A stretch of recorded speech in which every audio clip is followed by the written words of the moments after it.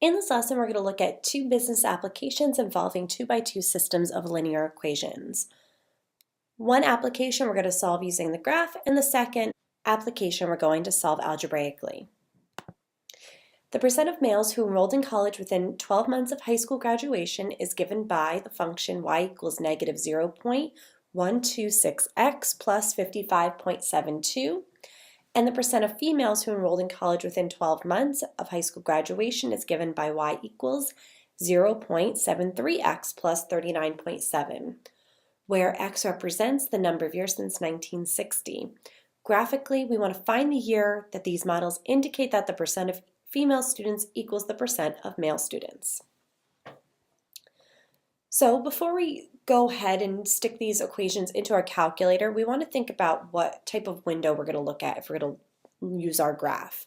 So if we're talking about percentages, which is what our y values represent, then 0 to 100 is a really good range of values. Now if I'm looking at years, which is what x represents, the number of years since 1960, well, again, you can kind of be a little loose with how many years you're looking at. Maybe do 0 to 100 years just to give yourself a nice large window to find your intersection. So in my graphing calculator, I'm going to go into y equals, and I'm going to type my two equations in. So I have negative 0.126x plus 55.72, and then I have 0.73x plus 39.7. Again, we talked about the window. The x values represent the number of years since 1960. 100 years is just a nice large window. We're going to scale that by 10. The y values represent a percentage. Well, we know percentages are from 0% to 100%. So again, I'm going to go 0 to 100 and count it by 10. You can make your window as large or as small as you want. As long as you scale it appropriately, you should get a nice picture. Once we have our window set, we go to the graph key, and we see our two equations. So that decreasing line we know is going to be the percentage of males, since that has a negative slope. Increasing line we see is the percentage of females, since there was a positive slope. To find this intersection, we're going to go second trace, option number 5. I'm going to scroll to get as close to that intersection as possible. Hit enter 3 times for the first equation, the second equation, and the guess. And we get approximately 18.7 and 53.4. So again, remember that 18.7 represents the number of years since 1960, so we would round that up to 19. The 53.4 represents the percentage, so in about 1979, the enrollment was equal at about 53.4% of males and females enrolling in college a year after high school.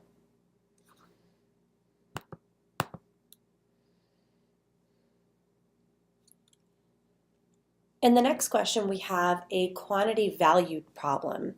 So a person has $200,000 to invest, part at 9% and part at 8%. If the total yearly income from the two investments is $17,200, how much is invested at 9% and how much is invested at 8%?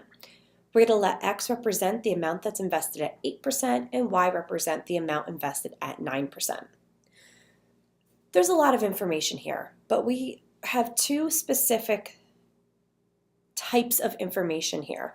We have quantity, which is the amount of money, and then we have value, which is the rate, and that's the interest, because we use the rates in order to find the amount of interest.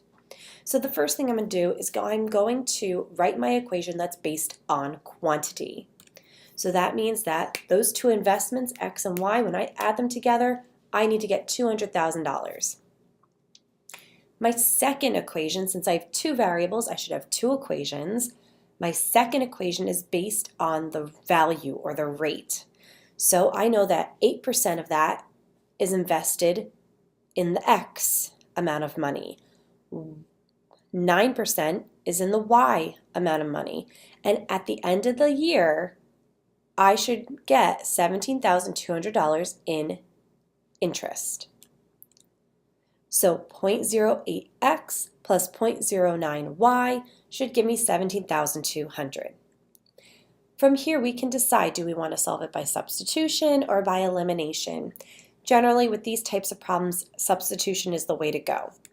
So I solved that top equation for y by subtracting the x over, and I'm going to plug it into the bottom equation. From here, now it's just algebra. I'm going to distribute that 0.09. So I get 0.08x plus 18,000 minus 0.9x is 17,200.